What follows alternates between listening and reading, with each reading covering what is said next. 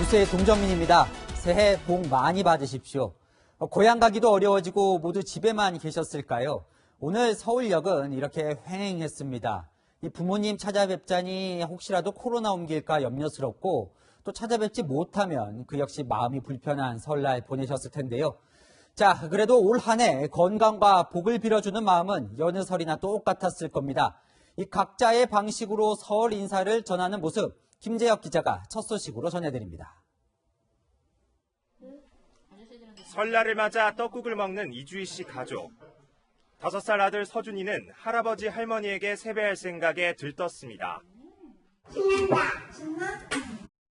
6남매 중 둘째인 주희 씨의 명절은 늘 가족들로 북적였지만 오늘은 휴대전화로 새해 인사를 대신합니다.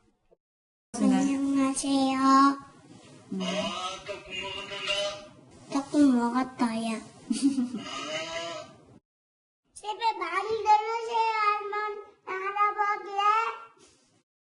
이러면 코로나는 언제 끝날라나 그냥 우리 서준이 알아보고 싶고 만져보고 싶고 그런데 5인 이상 모임이 금지되면서 이번 설은 이동을 포기하고 영상으로 안부를 전하는 가족들이 늘었습니다.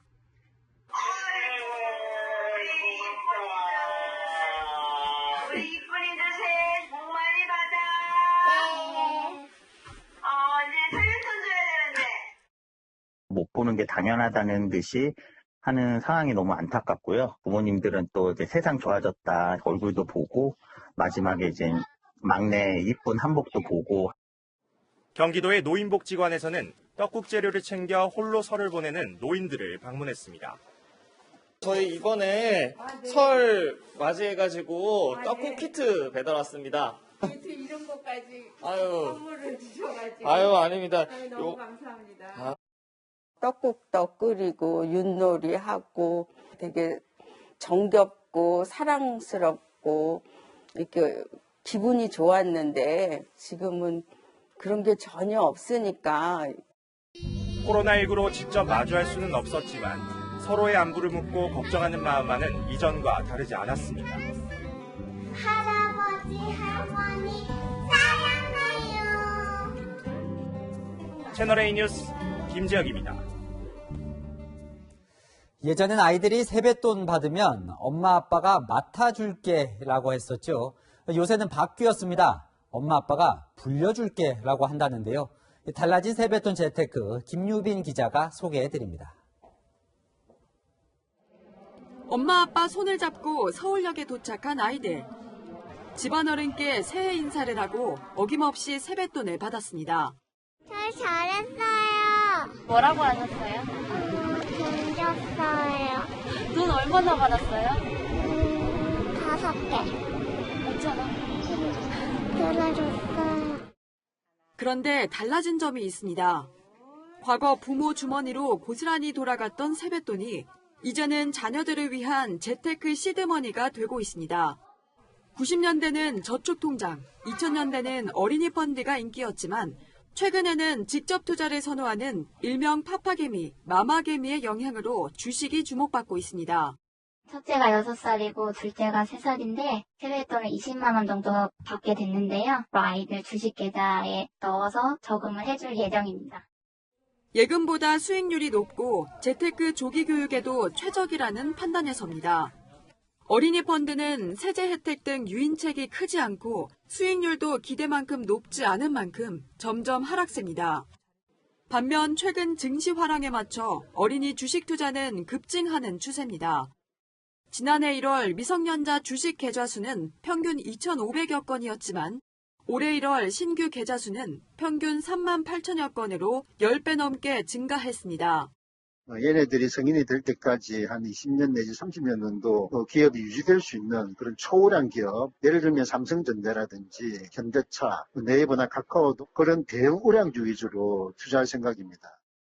제로금리 시대, 세뱃돈 재테크도 우량주 직접 투자로 변모하고 있습니다.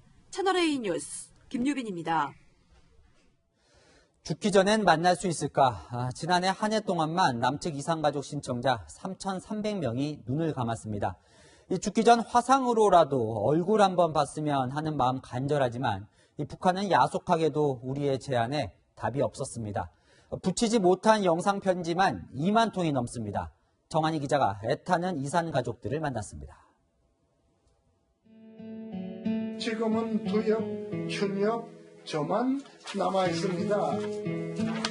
아버지 어머니가 생전에 오라버님을 얼마나 기다렸는지 아십니까? 소식이라고 받고 가면 편히 눈 감겠다고 하시곤 하셨습니다. 북한에 두고 온 여동생이 15년 전 보내온 편지를 다시 꺼내든 이근엽 할아버지. 그 여동생마저 5년 전 세상을 떠나면서 이제 북한에는 조카만 남았습니다. 6.25 전쟁이 일어난 그해 12월 고향을 떠나 국군에 자원 입대했던 20대 장남은 어느덧 구순이 됐습니다. 2주 뒤 돌아오겠다는 약속은 끝내 지키지 못했습니다. 세상 떠나기 직전 사진이요. 중국으로 나와서 나를 만나려고 그런데 이루지 못했지. 근데 그게 세상 떠났다. 그러니까 비통하면 말할 수도 없고. 잠시 헤어질 줄 알았는데 세월은 흘러 71년이 지났습니다. 통일부가 지난 2005년부터 북한에 전달하기 위해 찍은 이산 가족들의 영상 편지는 모두 2만 3천여 편입니다. 하지만 16년 동안 고작 25편만이 북한에 전달됐습니다. 내 생에 못 만나더라도 우리 자녀들이라도 한번 가서 만나봤으면 하는 생각이야. 연락이 닿으면 하여튼 소식만 한번 들었어도 죽어도 한이 없는 거지 뭐. 평생 아버지 엄마 오빠 보고 싶어서 그 가슴만 하고 갔는데 그 손 우리가 풀어야 안 되는 오빠야. 북한은 올 초 우리 정부가 제안한 화상 상봉에 아무런 답을 하지 않고 있습니다. 그러면 이사간도 다 죽으면 이런 문제가 없지. 그때를 기다립니까? 생존 이산 가족 수는 매년 감소해 올해 처음으로 5만 명 밑으로 떨어졌습니다. 이들은 이번에도 쓸쓸한 설을 맞고 있습니다. 채널A 뉴스 정한입니다. 정부가 거리두기 완화 여부를 내일 발표합니다. 계속 쪼여도 효과가 별로 없다지만 그렇다고 풀자니 아직도 매일 확진자 수가 400명을 오가 방역당국의 고민이 깊은데요. 오후 9시 영업 제한은 일부 풀어주되 5인 이상 모임은 계속 금지하는 방안을 검토 중입니다. 황규락 기자입니다. 오늘 코로나19 신규 확진자 수는 403명. 지난 일주일간 국내 신규 확진자는 평균 356명으로 주간 평균 확진자 수가 조금씩 늘면서 감소세에도 제동이 걸렸습니다.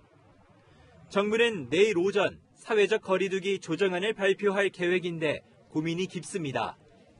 국가수리과학연구소는 코로나 예측보고서를 통해 지금의 생활방역 강도가 유지될 경우 한 달 뒤에도 일일 확진자 수가 350명대로 유지될 것이라 전망했습니다. 지금의 거리두기를 한 달 더 연장해도 효과가 크지 않다는 겁니다. 지금도 종교시설과 보습학원은 물론 사우나와 콜센터 등에서 집단 감염이 끊이지 않는 상황. 방역당국의 실무자 입장에서는 살 얼음판 같은 상황이기도 합니다. 우선 이미 경험한 시설에서 코로나19 발생이 반복되고 있습니다.